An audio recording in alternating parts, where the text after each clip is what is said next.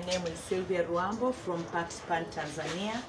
Today, as we are commemorating the Day of the African Child, we are here at Mtoni Special Schools that accommodate children with autism, Down syndrome, and cerebral palsy. And why have we decided to come and commemorate the Day of the African Child here? It's because we want to leave no child behind. Every child has the right to enjoy their life to their full potential, and we are here to celebrate and commemorate with them. This year's theme is ensuring access to water, sanitation, and hygiene to every child in Africa.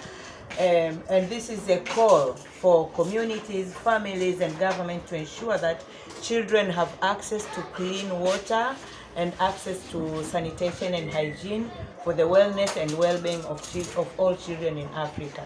Thank you.